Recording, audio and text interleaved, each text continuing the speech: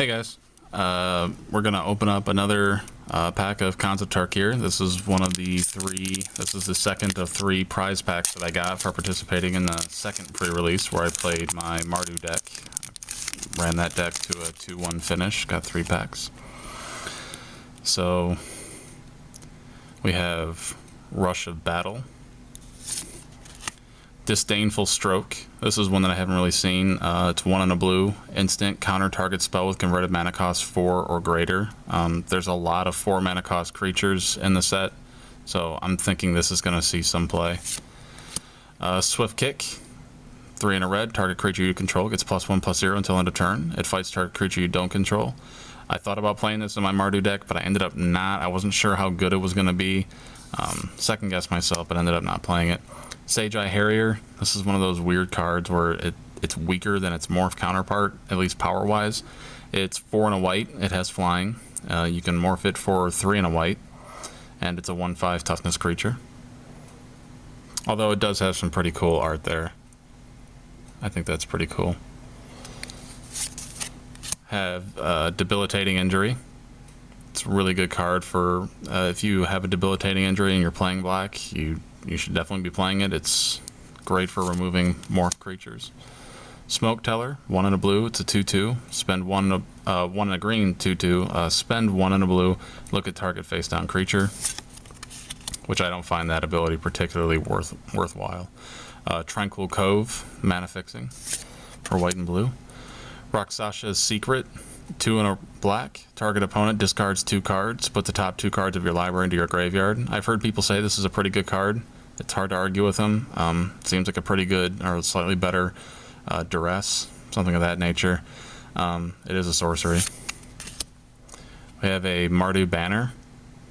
I found the banners were there at times were good, but at other times, especially in Mardu, a clan that wants to play creatures and attack and basically be fast, the Mardu banner is a little too slow. It just in an Obzin deck where you're trying to play the long game, you're trying to play it out. The banner was great, but in a Mardu deck, I found the banners, unless they allowed me to get that 1 mana I was missing, they kind of felt detrimental to me because they were just a little too slow. You know, I should be playing something better on turn 3 than a banner. We have a Naturalize.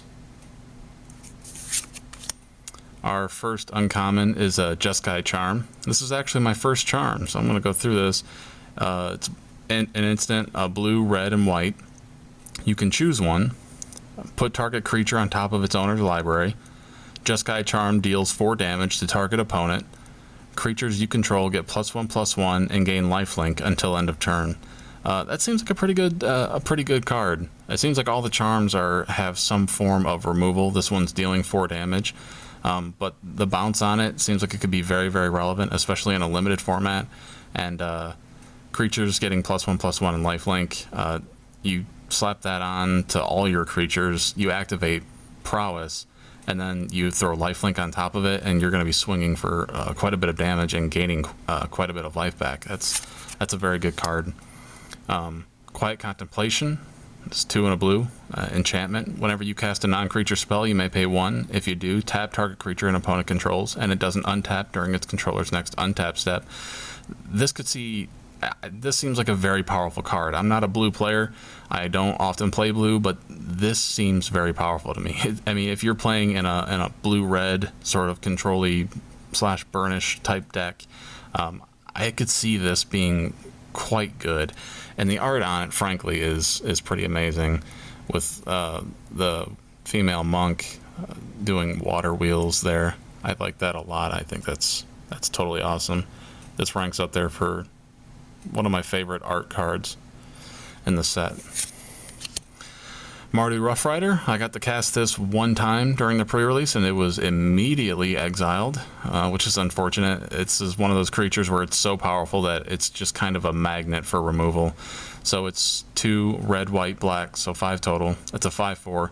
Whenever Mardu Rough Rider attacks, target creature can't block this turn.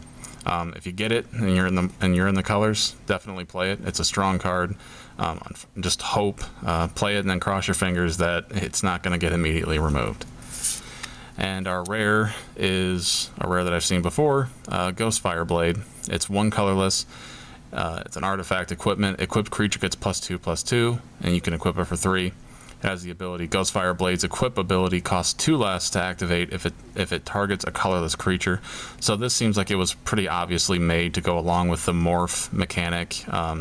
You play a 2/2 morph, you throw the Ghostfire Blade on it, you spend 1 to cast it, 1 to attach it onto a morph creature, and all of a sudden your morph creature goes from a 2/2 to a 4/4.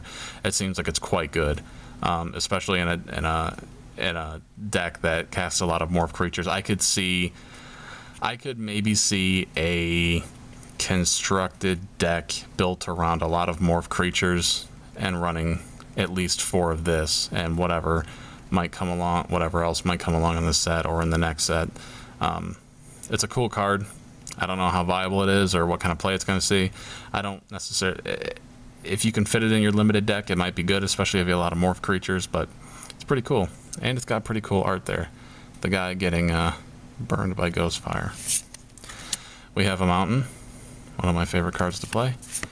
And we got your standard tip card with Jeskai Art on one side and Bloodsoaked Champion on the other. Okay, so that's it for now, guys. Thanks for watching, and I will see you next time.